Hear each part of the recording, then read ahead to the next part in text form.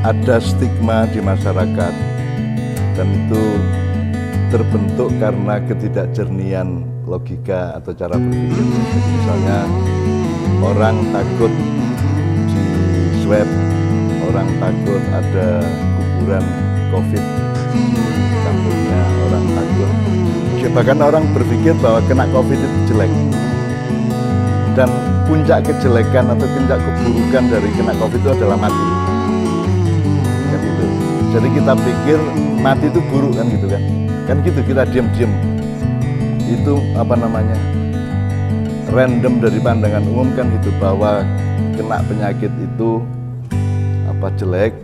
Bahkan COVID ini mendapat perlakuan sosial seperti zaman lepra dan kusta dulu ya, zaman dulu ya gitu. Jadi orang kena COVID itu dijauhi, terus dianggap orang hina, dianggap orang yang terburuk. Jadi saya kira itu kita harus mundur beberapa langkah untuk berbincang pada undang-undang dasar kehidupan dari Tuhan, bahwa kematian itu tidak jelek.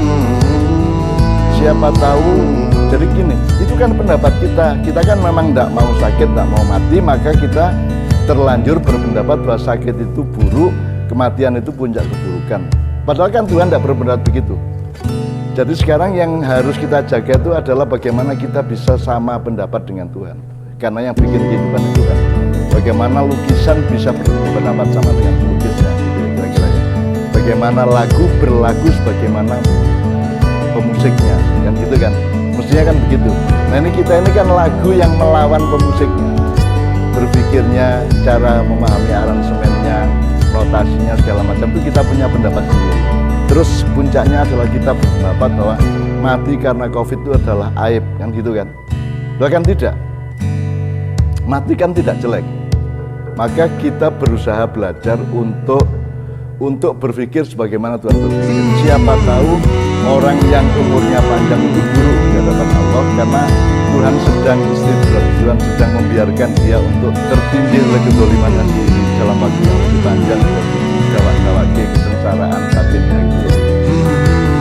Sementara Tuhan juga mendapat orang yang mati pada usia yang menurut pengetahuan umum itu masih muda, belum saatnya mati. Bagi Tuhan mungkin yang terbaik adalah mati pada waktu itu kan. Jadi hidup, mati dan seterusnya itu kita pikirkan kembali dengan pijakan undang-undang Tuhan. Jadi sekarang kita mencoba untuk belajar bahwa semua yang kita alami itu sepanjang kita melakukan takwa dan tawakal, maka semua yang akan kita alami itu adalah yang terbaik dalam cara berpikir Tuhan. Jadi sekarang memang pendidikan utama kita adalah mempelajari cara berpikirnya Tuhan, bagaimana gampangnya algoritma sebab akibatnya Tuhan, matriks berpikirnya Allah itu bagaimana kita pahami sehingga kita tidak merasa menderita.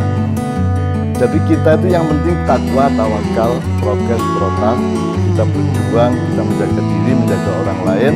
Terus nanti kalau ternyata kita mati, ternyata kita terpapar, itu kan yang menentukan Tuhan. Anda terpapar atau tidak, meskipun bisa kita sendiri yang memang nantang-nantang untuk terpapar, ada juga gitu ya. Tetapi kan mati tidak jelek, dan kalau Allah sudah menentukan itu berarti yang terbaik. Nah, untuk tahu cara berpikir Tuhan bahwa yang terbaik itu yang itu kan kita harus berpikirnya kan dengan hilir.